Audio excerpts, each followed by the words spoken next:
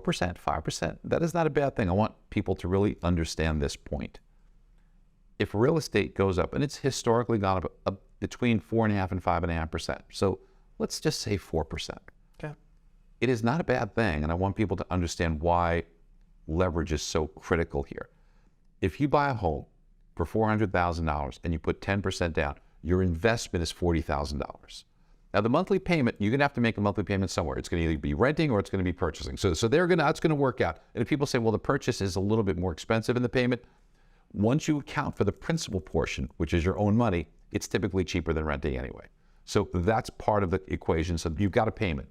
So I put $40,000 is my investment on a $400,000 property. Right. That goes up 4%.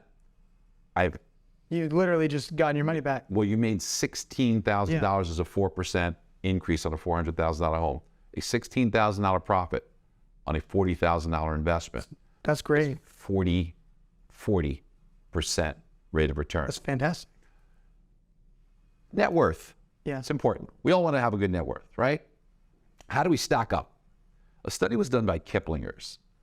And if you want to be in rarefied air, you want to be in the top 1% of the United States, let's take all of your assets, subtract all your liabilities, that'll give you your net worth. Right.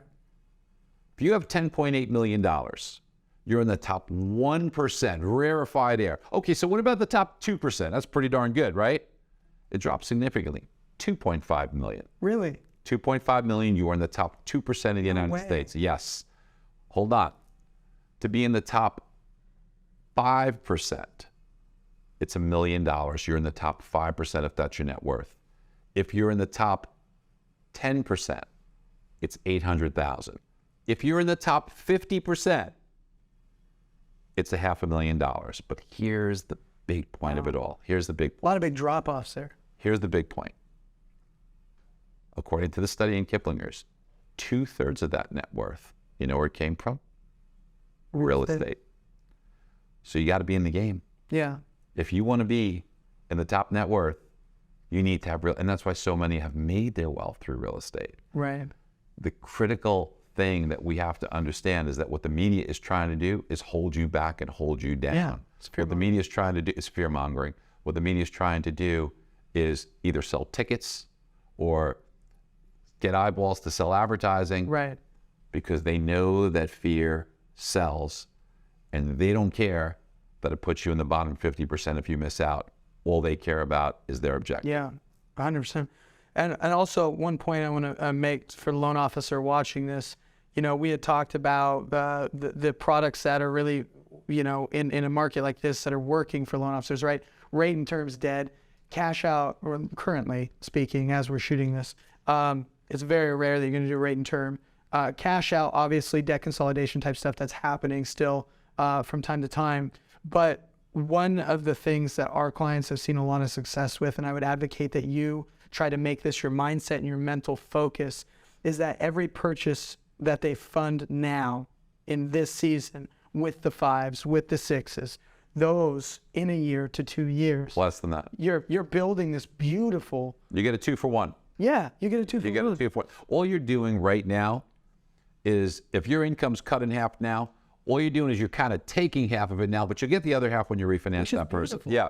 You know, a lot of times people will come to me and go, Preston, how do I get my cost per acquisition down 10 or 20%? You want to know how you get it down 50%? Sell 2 loans to the same person. So if you're looking at it long game, you know, it's like, it's not about how you get the cheap leads. It's about how you build the strongest relationship and how you work with this person through a myriad of transactions and build that dynamic with them. And if I may add to that, you also dramatically reduce your cost of acquisition if you increase your batting average being conversation application. True. And while rate is a consideration, no doubt, hey, listen, I originated loans for a very long time, so I get it, I understand it. So rate is a very important consideration. But it is truly the wisdom. As human beings, psychologically, we will make the decision whether we feel like we want to work with someone or not in the first 5 to 10 minutes of that conversation.